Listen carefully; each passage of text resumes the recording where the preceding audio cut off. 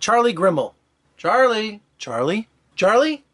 Just remember the name Charlie Grimmel. He's going to be associated with horror films alongside of Freddy Krueger, Jason Voorhees, Michael Myers. I'm kidding. No, he's not.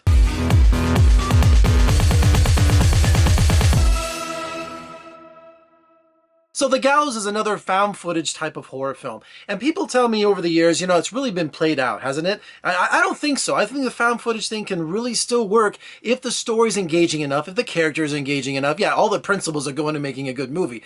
But I think that found footage still has a lot of use to it. But it can be really abused, and it can really not work as it does this time for The Gallows. So people are really divided on these found footage kind of horror films. The Blair Witch started originally. I remember seeing the Blair Witch here. I'm in Las Vegas. It was a hot summer July morning. I think it had to be like 108 degrees outside. And I went to a press screening to see the Blair Witch. And I remember it was at this theater called Texas Station over here, by our airport.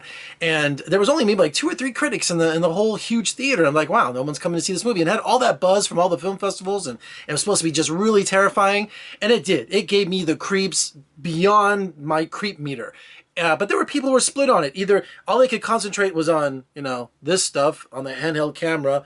Oh God, I'm so sick. Oh my God, it made me nauseous. And then the other people were like me going, wow, that just was the most thrilling original thing. Because if you were like me as a kid, you had a nightlight. And so there was monsters under your bed, and if you moved, they would, And if you didn't, the monster would get you if you stayed still. That was me. I had night lights. I would scream for my mom. I outgrew it. Don't worry.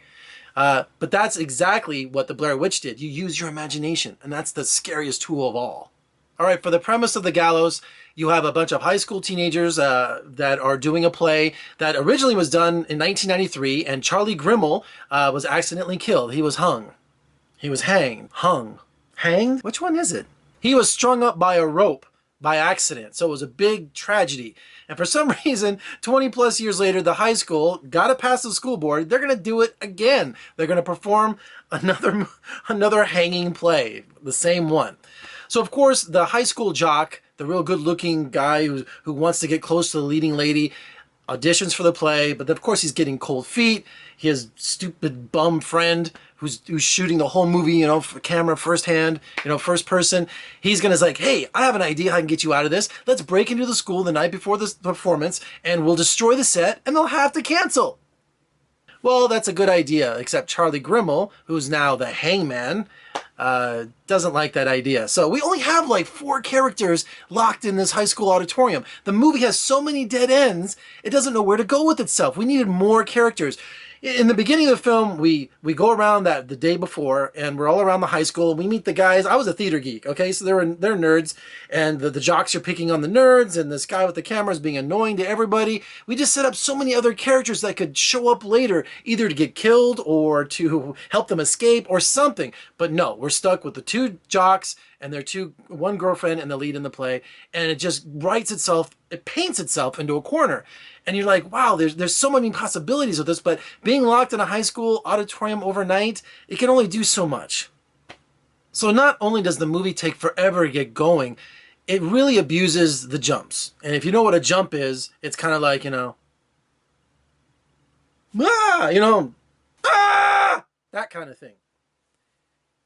Really lame. If you're going to do a jump, be creative about it, okay? Not when it's super quiet and someone's looking around, and then the music it just jumps in your face. Man, it's really cheap. It's just, and you knew it was coming. You know you're going to jump. You know you're going to be scared. But it's not because you're involved with the story. You're involved with what's going on. It's because you're just like waiting for the pizza to arrive from Domino's. You know it's coming. You just don't know when. All right, the studios make these movies because they're super cheap to make. They're cast with unknowns. You're literally using one camera, even their own little light that's on the camera, and you just have a setting of a high school. I mean, it's super cheap to make. Yeah, there's some computer effects, very little, but this movie was made on a shoestring budget, and the reality is it's going to make a lot of money. Why? Because teenagers are going to go see it. If I was 16 and I had my girlfriend wanted to go see a horror film, and they're going to eat this stuff up. But is it going to be in the lexicon of horror films? No. But we do have a new character that they introduce. You know, we had the Creeper and we had Freddy Krueger. You know, they're always trying to find something that's going to hit. So now we have Charlie Grimmer or the Hangman, because he wears this hangman's head thing. What is it called? Hood? It's a hood. He wears a hood, okay? So is it only 80 minutes long? Yeah, but it seems like it was 3 hours long. So the Gallows, if you're a teenager, go see it. If you're not a teenager, if you're a horror fan, you're going to be sorely disappointed. I give the Gallows a D. All right, for more reviews and interviews, just surf on over to my website at vegasfilmcritic.com. Make sure you pick up my podcast over there at iTunes. And please, if you like my reviews and you like what you see on my YouTube channel, there's that little V down there. I think it's right there. It is. See it? Yeah, click on it. If you click on that and subscribe, you'll have all of my future videos. I'm Jeffrey Goward from Las Vegas, where it's 115 today. I'll see you next time.